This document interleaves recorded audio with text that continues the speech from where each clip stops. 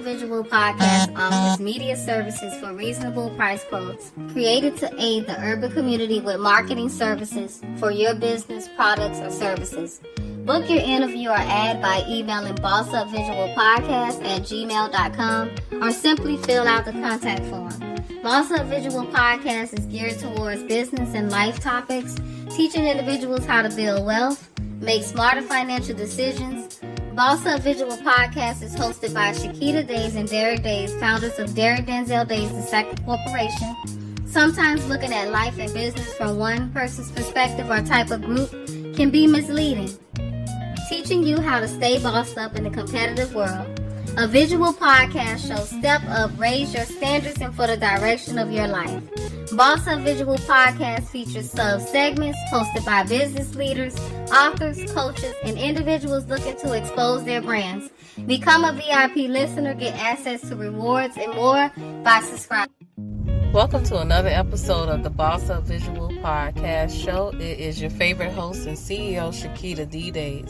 Since we are talking about health and wellness and we have the Caregivers segment going on that's been on fire, I want to talk to you guys about hypertension, because hypertension is very important. It's a silent killer, and it's very important for us to go to the doctor and get our checkups, make sure that we're healthy, make sure that everything is going well in our bodies, because this is like the number one health fact in the African American community. So we must make sure that we're taking care of our health, that you're monitoring your blood pressure, especially if you're taking blood pressure pills, and that you're taking your pills regularly. And I would recommend to those that are dealing with hypertension that you have a blood pressure device at home so that you can take your pressure. You can be on top of it at all times, because the fact that it's a silent killer and it's killing African Americans day by day, month by month, the numbers are big. It's something that we have to talk about, and we have to make sure that people are putting their health first. I personally have been dealing with hypertension since I've had my last daughter, and it was something that came on from my previous birth as well, but it always went away. And since it runs in my family, it's very important for me to make sure that I'm monitoring my blood pressure. And it's something that I've been dealing with because the fact that I have a stressful job, the industry that I'm working in, which is the police field, it's very important for us to make sure that we're managing our lives, we're managing our health. So I just wanted to get on and talk about this small segment about high blood pressure, about being well, about wellness checks, making sure you're getting your regular checkups to make sure that you're healthy and you don't get any surprises. So I also want to always come to you guys with a motivational tip. I just want to let you guys know that in order for you to be able to distinguish between the BS and distinguish between the facts, you have to have an open mind. You got to have a clear mind. So make sure that you have a clear mind, that you're getting the knowledge that you need so that you can understand things. And when you do that, people won't be able to just tell you anything because you have an open mind to what you're receiving. So we're going to have Angela Amazin Tate come on. Take it away. Hi, Grand Rising this morning. So listen, this is your favorite Christian caregiver coach, Angela Amazing, the number one caregiver coach in the country. And I am here today with an exclusive interview, and I am so excited. Listen, I'm bringing some real caregiver stuff to you guys, but not just that, from my mentor, from one of my favorite people, and the founder of just so many things before I even introduce everything about him, I want to come back and give a shout out to my co-host, Shakita Days. I am just, listen, today is going to be one of these things. Shakita, listen, hello, sweetie. I am excited. I am doing this interview today, and this is not like my regular interviews. This is not like, I've been waiting to get to this man forever. And this is, again, with no introduction needed other than bringing him to the mic, bringing him to the platform, bringing him because he is, again, I was about to say, the founder of Derek Days, the second corporation. And he is responsible for me even being in this space.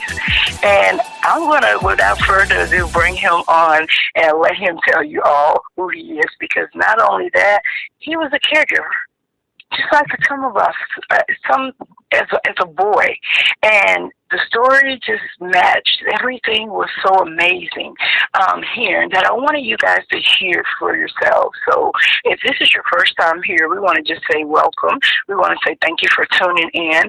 And this is the Caregiver segment of my show where I bring people from all over the world to hear your stories, to hear your experiences, and to relate to what it's like caring and sharing for others.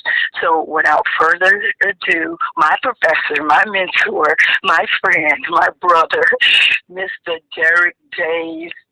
Hello, Derek. Hello. How's it going? Yes, my name is Derek Denzel Days.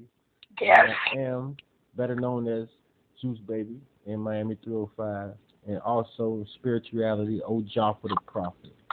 So, I've been in so many walks of life, and I'm here to and enjoy this experience with Angela. She is so amazing. And I just want to tell y'all my story. I've been in this situation with growing up with my mother, actually being a caretaker of my older brother, who actually died at the age of 23. He was cerebral palsy scoliosis in a wheelchair. He went to Hialeah school in Miami, and he graduated. I didn't graduate when my brother graduated. Wow. My other brother graduated. I was almost like the black sheep of the family. But my mom, she actually did a whole lot for us, actually, in spirituality. We grew up with Christians on both sides of the family, mom, dad, granddaddy, everybody, on churches and come from the walks of life. So we was always into that way of life, more spirituality than religion. But, religion, the book, teaching us how to, behave and, stay afloat. But mom, she actually struggled with my brother. She had a tube in his neck, a tube in his stomach. That's how we used to feed him, many times. Feed him too, yeah. And she had to carry him, put him in a wheelchair. We had to learn how to break the wheelchair down. We had to learn how to, when we got older, we was able to pick him up out the wheelchair and put him in bed. And we was in elementary at the time, and we was actually doing this stuff. Yeah, that's what I was going to ask you. How old were you when you had to step in and help care for your brother? But you just summed it up. You were in elementary. And I interviewed 2 weeks ago my little niece, and I think she's 10 years old, and I call it a caregiver kid because she was helping my sister take care of her dad, and he relied on her at 10 years old more than he did my sister because it was help him go to the bathroom, help him go up and down. And so that was remarkable because she was so strong. Even when it came to break the furniture down after he died, the hospice people, I watched her talk to the man, help him break the stuff. And I'm like, she's 10. Like, how do you get that strength? Like, wow. And then my brother, he actually we don't have the same dad. Me and my second oldest brother, we had the same dad. Uh-huh. So I don't have no sisters. My mom just had 3 boys. Uh-huh. From that point, I had to step up. Yeah, my brother, my oldest brother, my second oldest brother, he was helping out, way more than, until I started, doing what I was doing. He had to help out, to help feed the tube, and to stay. He had mucus coming out of his neck. He had to suck that out. He was cold. You know what I mean? Like, he didn't experience things that we experienced playing basketball, football, baseball, even having a girlfriend, having sex. Like, bro, ain't, you know what I mean? Like, you want to. Oh yeah. He never was disrespectful. He never had to curse. You don't know what's going through in his mind, in his brain. You know what I mean? When I actually seen my brother, because he couldn't talk, but he can hear and he can see. You know what I mean? But he couldn't talk, so it's like when he can respond to me because I was his entertainment. I was my brother's entertainment. Like, I was the one dancing in front of him, making sure he laughed. He laughed. Now he laughed.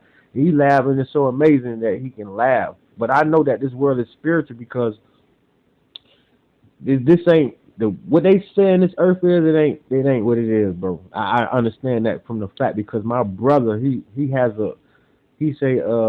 like a sound that come out of his voice like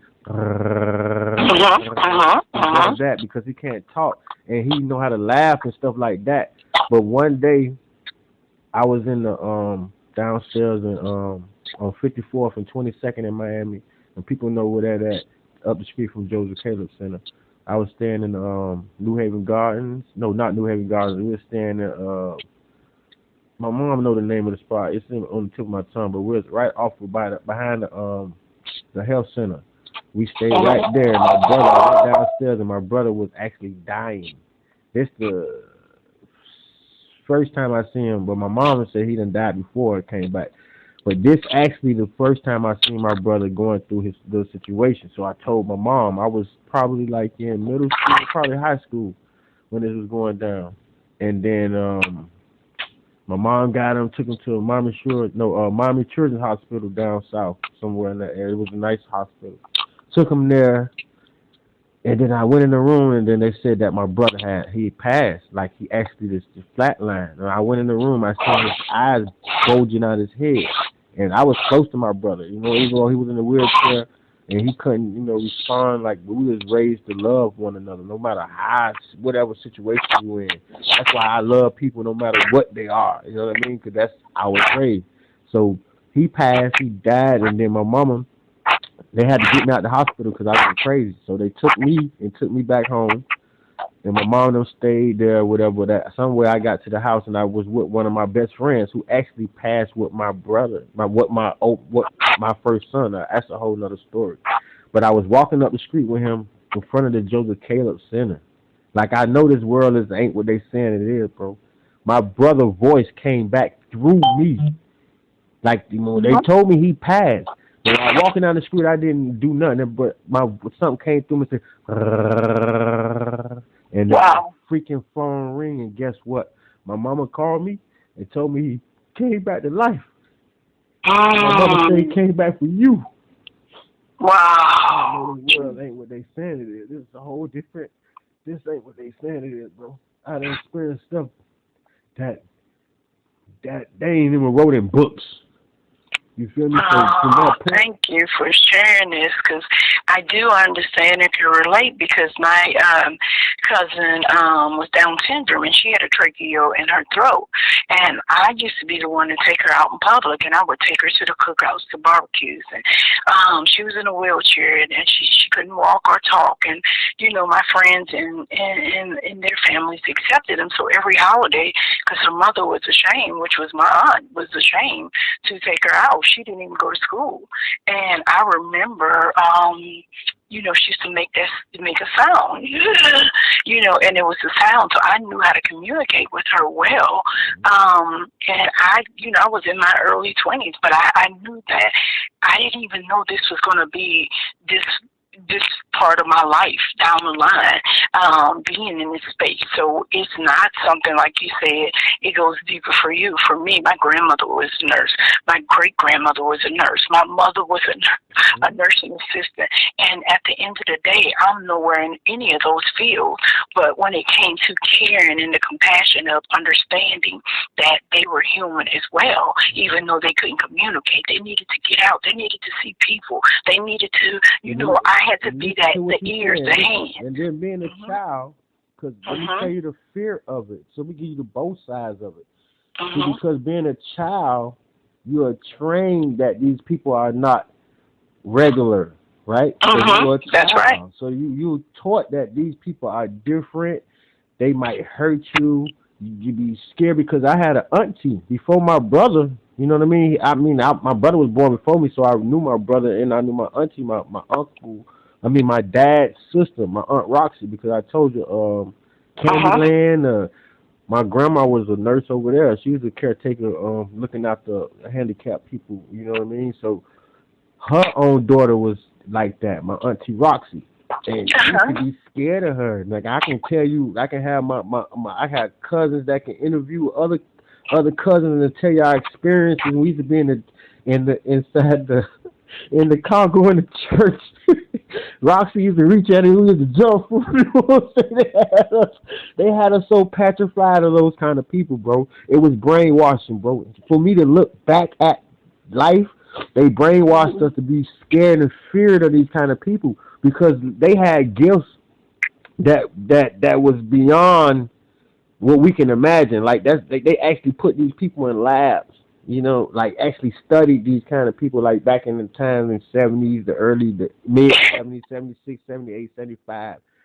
Because back then you really had, believe it or not, Wrigley's Believe It or Not, like what people used to actually bend spoons and like they took these little kids off the map. Like you really had people who actually manipulated the elements, and these people was one of the people too.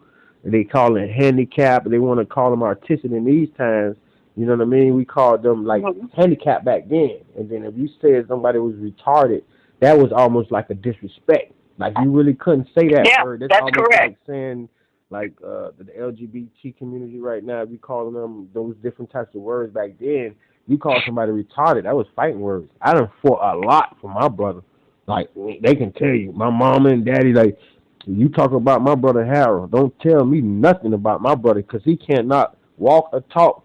He can't do nothing. He can't fend for himself. A fly, a roach, a spider. I got to be the one to jump on that boy and get him off. You know what I mean? Like, I was my brother protector. And even though he was in that shell, he had a sweet spirit. He had a great spirit. He had a humble spirit. And you could tell when he's angry or when he's mad because he frowned up. Now, he'll have a mean look, you know what I mean? So he had all the expressions, but he just couldn't speak. He couldn't I see that now, being older. He was cerebral scoliosis. His frame, his organs was growing faster than his body was.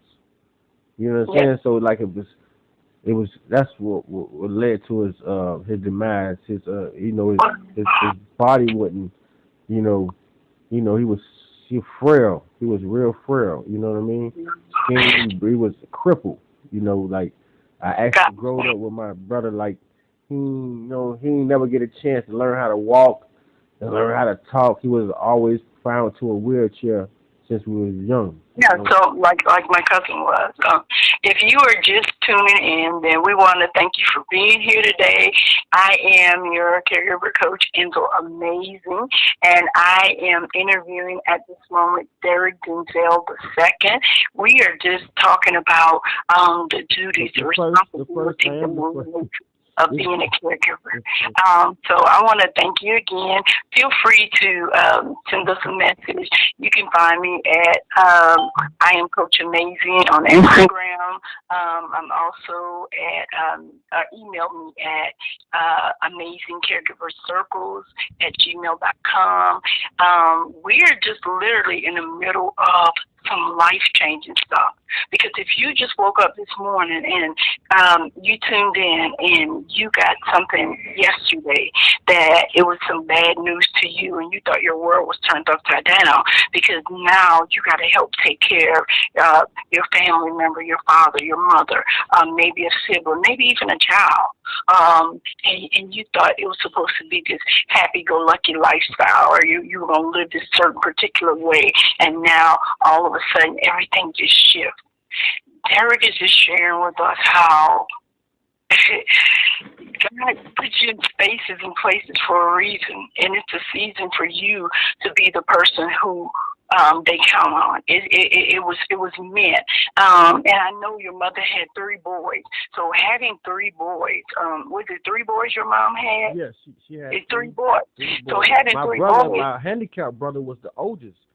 Okay. He was the oldest. And everybody thought I was the oldest. They thought the handicapped brother was the baby, and they thought my oldest brother was the second because of how, you know, just my awareness as a youngster, you know, was I didn't, you know, I was always observing. I never actually went into doing things.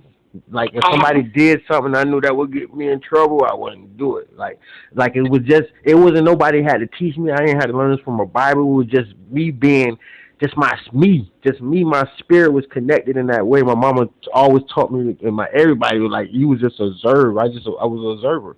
I watched stuff, and then my spirit just, like, a lot of people wouldn't know, probably from this interview of people here, that I actually lived that life, that I had a brother that actually was in that state of mind. If they didn't go to school with me and nobody didn't grow with me, my cousins, my family, and people that was around me, they would never know that I had a handicapped brother with cerebral scoliosis, and I lived that life, you know, actually, you know, happening to see my mom struggle and, you know, having to lift him up, and she did it on her own. I ain't really, my dad, he probably helped out a little bit, but my mom was hands on. Like, that was her baby.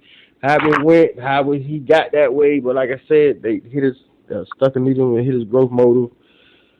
You know, and that's the purpose of this interview, because we want to bring awareness. I mean, there are so many people. My son was, you know, and as everybody know, I have an adult special needs son, and we say special in a sense of gift. He's a gift. He's not a label or a defect, or he's not a default, is what I want to say. He's my special gift that keeps me going. But what is normal? Like, what is normal? What we make? I didn't even use the word. Yeah, that's what I'm saying. Like, men. I didn't use that. No, I'm just saying, it's like men. Like, human beings, we the one to label each other. You know what I'm saying? And my son wants to do a nonprofit called No More Labels. In the knocking, it was one of the kings back in the time. He was handicapped, whatever. He had some type of default, but he still was a king. You understand what I'm saying? So the bloodline, it's defaults. It's a lot of stuff that goes on into your bloodline, and people don't understand your genes, and that's why they actually right here trying to study those areas. That's what makes these things happen. Yeah, because President Teddy Roosevelt had a sister that was disabled, and he built a whole center community because he hid his sister, and that's where he kept her. I don't know if it was another family member. And in Georgia, there's a place right now for disabled people who are trying to realign with society called the Roosevelt Center.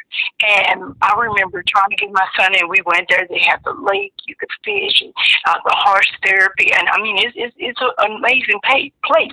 But what I did some background research and study. He built something because he tried to hide her. And in our culture, we don't hide ours. You know, we bring them out to the light. We keep them. But then, as time went on, I started seeing African Americans hiding their disabled loved ones, not bringing them present, like if they're embarrassing and slowing them down. Because you know why? Because they made us be embarrassing of ourselves.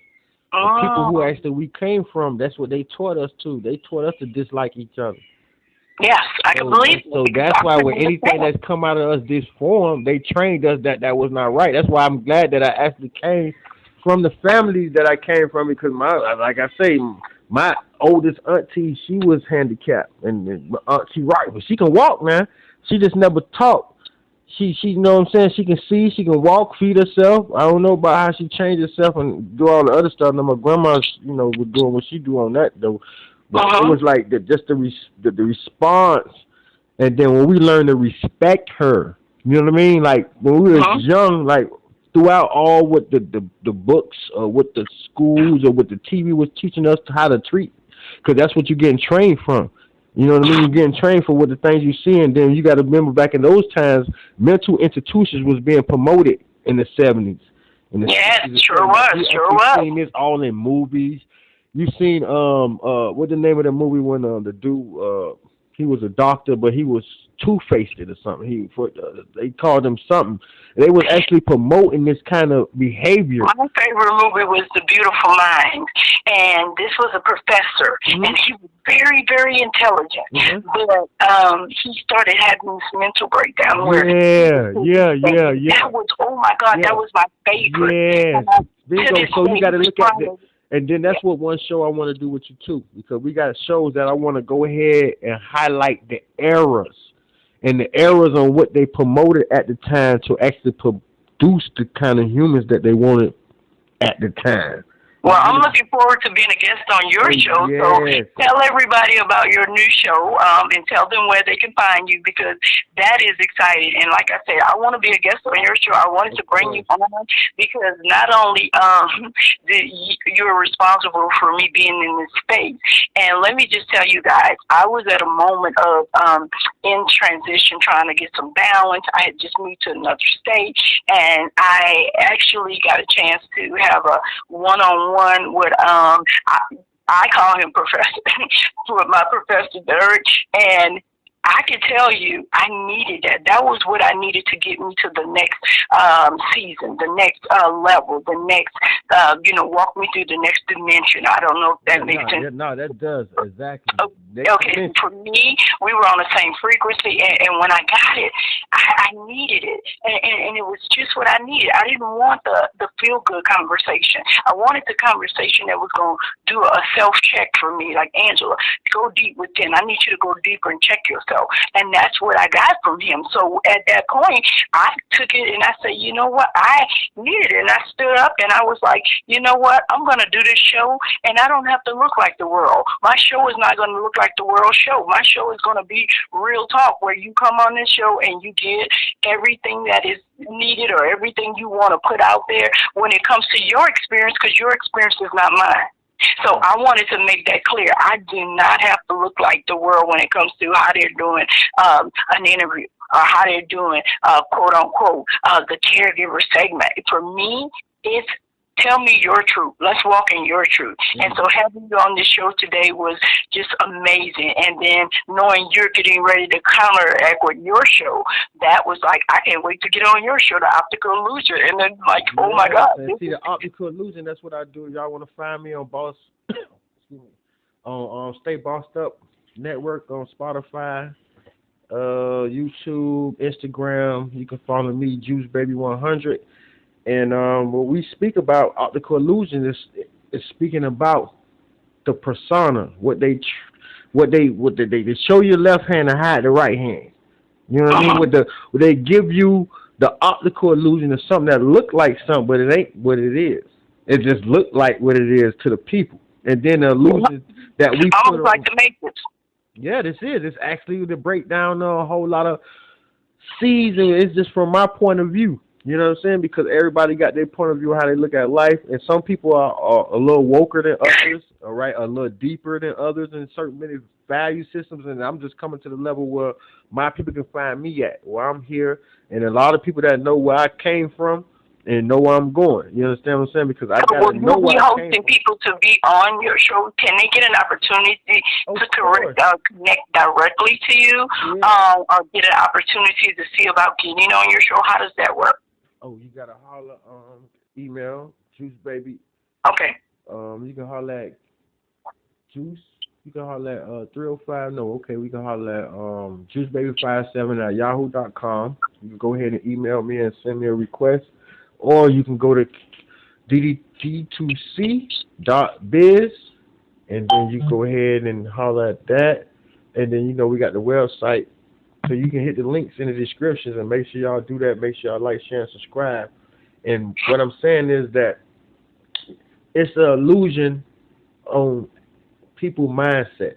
And that's what I keep telling you, because if somebody got control of your mind, they got control of your whole avatar. Oh, yeah. Oh, yeah. Because we are spiritual beings inside a vehicle. And they not even must give you the menu to run your own vehicle. They giving you menus to tap into other people's mindsets and strengthen their way of life. But they never gave you a menu to run your own vehicle. You have a vehicle that you flying through this space in. And this space is called Earth. And this space is called the universe. Because you're walking on land, you're still walking through space.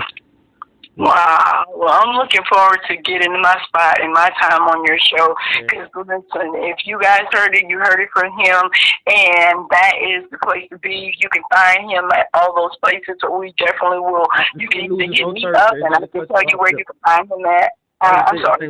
Every Thursday at 8 o'clock. Yeah, I got my sister. She, a wife, she does everything. So. And she is amazing. So that will be my co-host, Shakita Days. And let me just tell you guys, when I tell you that that's the juice, and that's the engine, and that's the train, they everything to keep me moving, I can tell you that. So if you want to get moving and shaking, then you definitely want to reach out.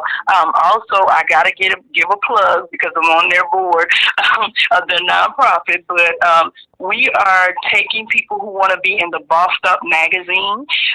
We're getting ready to have our second annual Bossed Up conference. And listen, we want to see you in Miami. We want you to attend. We want you to boss up and stay up.